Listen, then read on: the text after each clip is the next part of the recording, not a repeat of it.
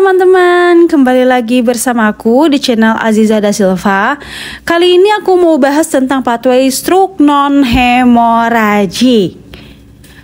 Nah, menurut Mubarak tahun 2015, Mubarak DKK ya, stroke non-hemorrhagic adalah gangguan disfungsi otak baik sinistra atau dekstra dengan sifat antara lain permulaan cepat dan akut atau subakut, terjadi kurang lebih 2 minggu, serta CT scan terdapat bayangan infak setelah 3 hari. Nah, stroke non-hemorrhagic ini biasanya disebabkan oleh trombosis, embolisme, dan juga bisa disebabkan oleh hipertensi, DM atau diabetes mellitus, penyakit jantung, obesitas, dan juga bisa karena merokok. Nah, trombosis ini terjadi karena adanya penyumbatan aliran darah ke otak oleh trombus atau gumpalan darah.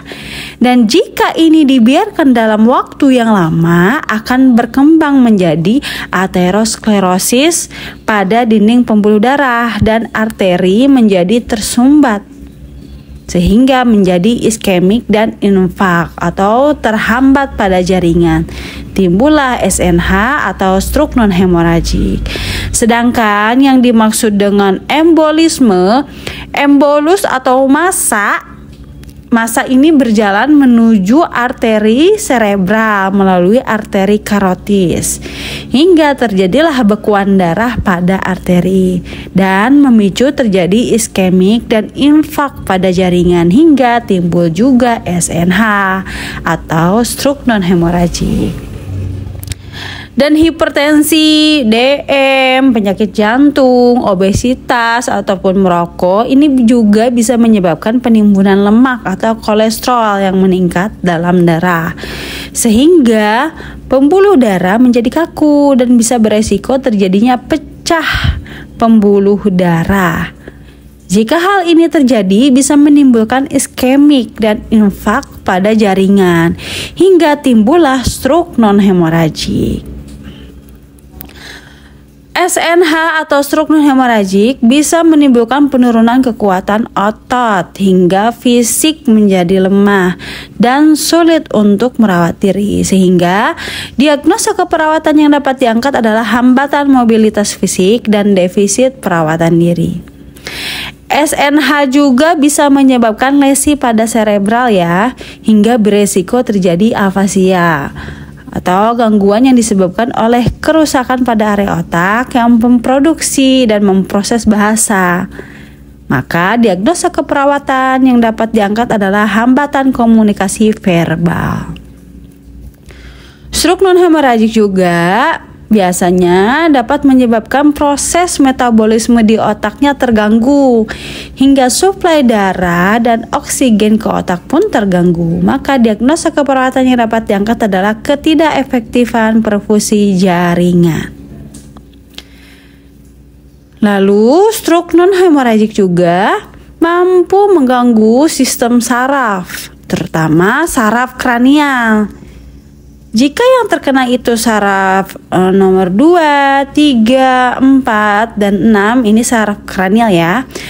Kalau nomor 2 kan optik, 3 itu okulomotor, 4 itu troklear dan abdusen. Nah ini tuh saraf penglihatan ya semuanya ya 2, 3, 4, dan 6 itu. Maka terjadi penurunan daya penglihatan hingga terjadi kelainan visual dan berdampak kesulitan dalam menilai jarak dan bisa juga berdampak fatal sampai kehilangan penglihatan. Maka diagnosa keperawatan yang dapat diangkat adalah gangguan persepsi sensori penglihatan. Dan jika yang terkena itu saraf ke-8 atau vestibulokoklear ya, maka terjadi penurunan daya pendengaran. Dan diagnosa keperawatan yang dapat diangkat adalah gangguan persepsi sensori pendengaran. Nah, jika stroke non-hemorrhagic ini mengenai saraf ke-5, 7, 9, dan 12, ini semua saraf kranial ya.